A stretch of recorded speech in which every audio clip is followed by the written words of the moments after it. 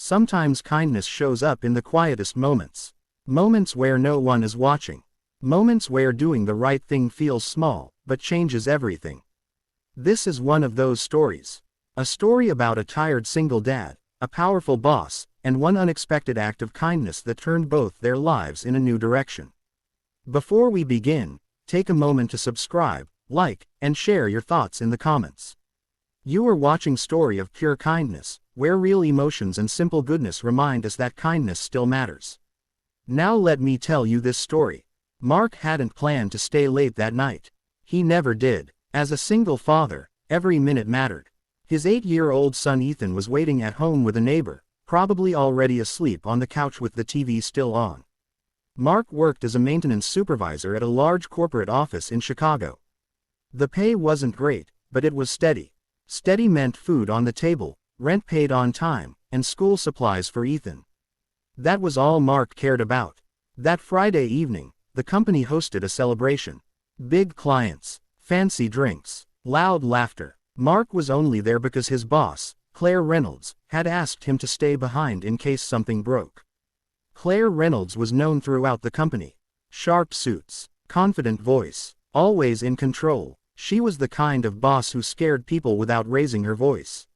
Mark barely spoke to her, except for work-related issues.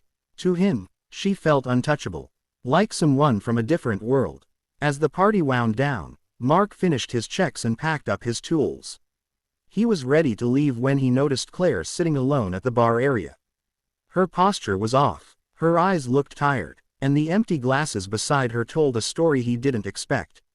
She tried to stand. She swayed. Mark hesitated. It wasn't his place. She was his boss, a powerful woman who probably didn't want help from a guy who fixed broken lights. But then she took another step and nearly fell. "Ms. Reynolds," Mark said gently. "Are you okay?" She looked at him, confused for a second, then tried to smile. "I'm fine," she said, though her words slurred just a bit. Mark knew she wasn't fine. He thought about Ethan, about how he would hope someone helped his son someday if he needed it. He took a deep breath. "Let me drive you home," he said. "Just to be safe." She laughed quietly. "You don't have to do that." "I know," Mark said. "But I want to." After a long pause, she nodded. The drive was silent at first. City lights blurred past the windows. Claire stared out, lost in thought. Mark focused on the road, gripping the steering wheel like it was his responsibility to keep everything together. Halfway there, she spoke. "You know," she said softly, "people think I have everything figured out." Mark didn't reply. He just listened. They don't see the pressure, the loneliness, the constant fear of messing up. Her voice cracked. Mark was surprised. He had never imagined his boss like this.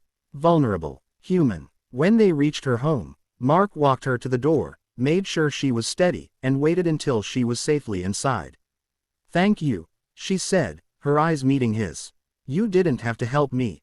Mark smiled politely. "I hope you have a good night." He drove home exhausted, worried he might get in trouble for overstepping. But deep down, he knew he'd done the right thing. The next morning, Mark was back at work early. He expected nothing. No mention, no acknowledgement. Around 10 o'clock, an email went out requesting Mark to come to Claire's office.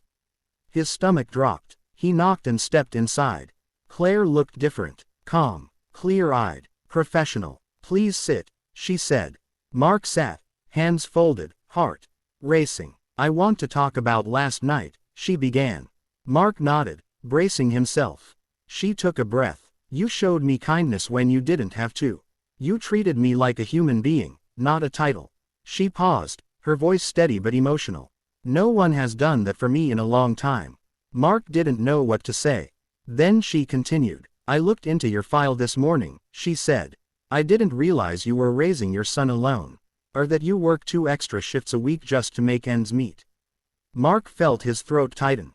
She leaned forward. "Your integrity last night reminded me of the kind of leader I want to be."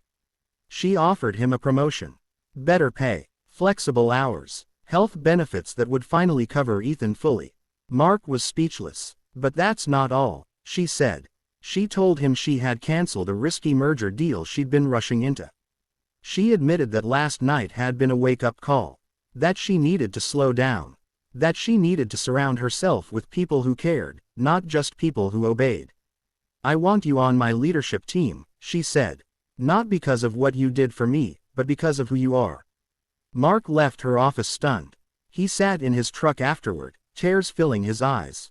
Not because of the promotion, but because someone had finally seen him. That night, he picked up Ethan early. They got pizza. They laughed. Mark felt lighter than he had in years. Weeks passed. Mark adjusted to his new role. Claire changed too. She became more present, more compassionate. The office culture slowly shifted. All because of one small act of kindness. Mark never expected anything in return that night. He simply chose to care. And that choice changed everything. Kindness doesn't need an audience. It doesn't need credit. It just needs a moment and a willing heart. If this story touched you, remember this. You never know who is silently struggling. And you never know how far one kind act can travel. Let this be your reminder to choose kindness today. Because sometimes, kindness doesn't just change a moment. It changes a life. And that is the true power of kindness.